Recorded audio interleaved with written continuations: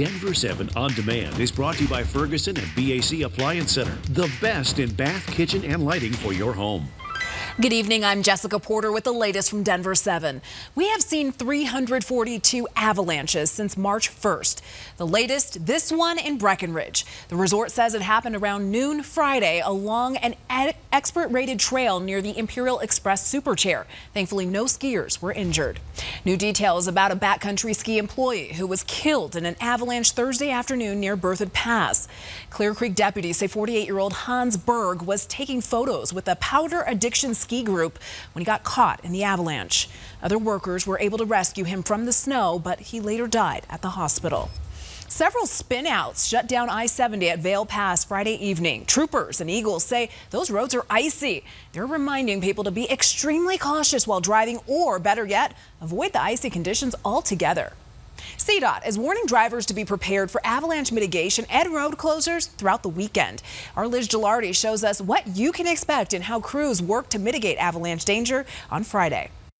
Pictures tell the story of historic avalanche conditions. We've seen avalanches larger than we've ever seen in a few places. And with another storm on the way, people are still digging out from the last one. We drove Highway 91 this morning. It's open after an avalanche trapped several cars Thursday afternoon. Along the way, you could see the aftermath of one slide after another. Trees wiped out, a path cleared. And this is the spot where that slide buried those cars. You can still see the debris. And the threat isn't over on Colorado roads. We could see more avalanche activity and mitigation, making travel difficult this weekend.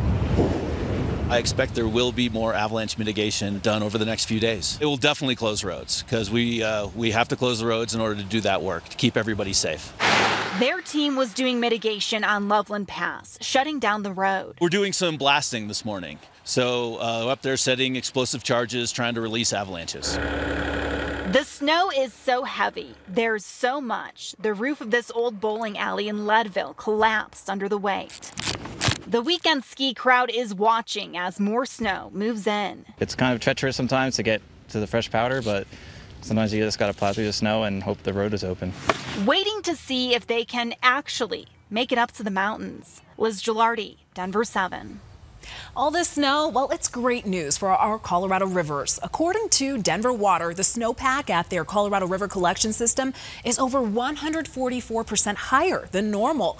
The snowpack at South Platte River collection system, which accounts for the other 50% of Denver's water, is 137% higher.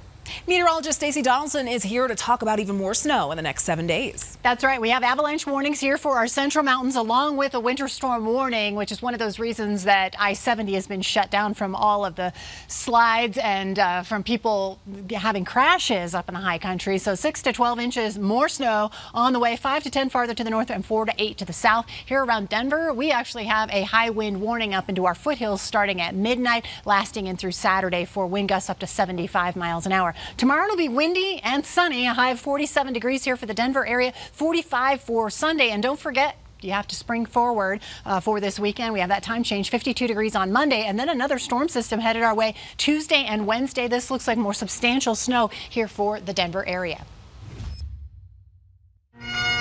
Cody was so much more. And what made him so much more is the fact that Cody was not larger than life. A hero in every definition of the word. That's how loved ones described Cody Mooney today. Mooney was a South Metro firefighter who recently lost his battle with brain cancer. Today, the community gathered to say goodbye. I hope they remember me as a man that was devoted to the things in my life: God, family, friends, and fun. Mooney is survived by 4 children and his wife, who is pregnant with their 5th. If you would like to help his family, there is a GoFundMe account. We have a link on thedenverchannel.com.